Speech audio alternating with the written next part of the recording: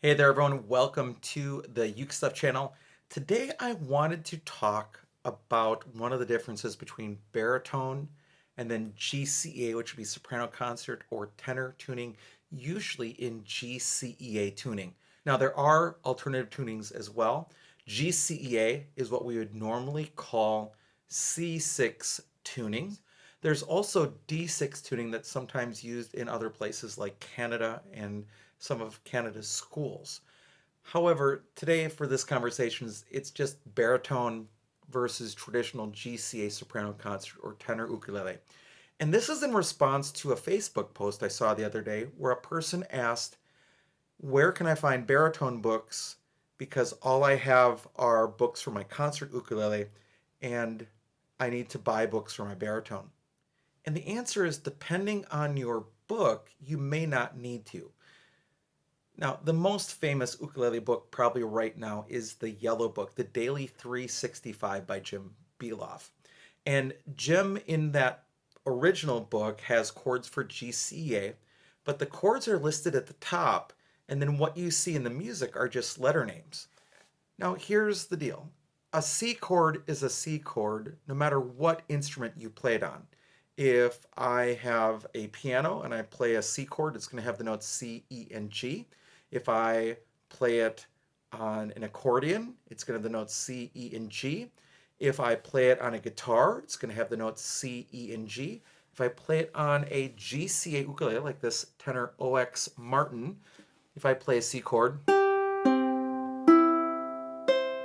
I've got G, C, E, and C that's sounding.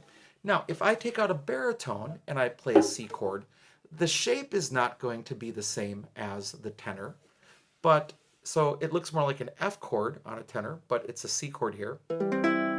Now, because you normally have D, G, B, E, when I put my fingers down, what I'm going to have is not a D on the bottom, but an E, a G, that's going to be your C, and an E on the top. But those are still the notes for a C chord. So if I take Jim's books and I just ignore the chords on the top, I can play just the chord shapes there.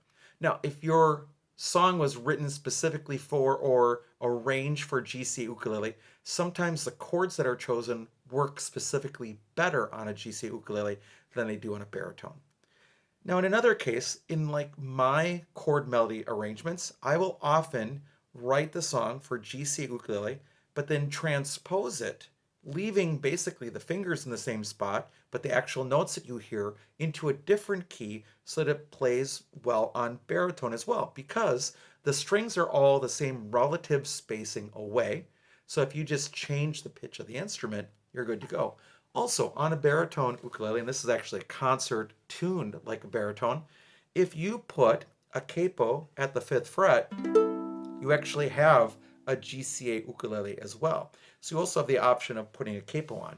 But in my own arrangements, I write in such a way that you could actually play GCA music on baritone and just ignore the actual printed notation. And that's a benefit of tablature over traditional notation in that rare case. So all of your books don't need to be thrown away. You can use your existing books and write in different chords. Or, since there is, for example, a Daily 365 baritone edition, you could just buy a new book if you wanted to. But that's a lot of money. Each of those books is pretty expensive. So the overall message is this, is that if you're looking at just chords themselves, chords are chords are chords, they just have different shapes on GCA versus baritone. But if you're looking for music that's specifically written for baritone to be easier to play on baritone, someone has to have arranged it that way and made it possible that way. And then you might need to buy other resources or find other resources specifically for baritone ukulele. I hope that helps as you are thinking about the topic of I've got a baritone ukulele, do I have to buy all new music for it? And the answer is it really depends, but probably not. All right, thank you so much for joining me for this video. I hope you're having a great day, and I'll be back soon with some more uke stuff for you.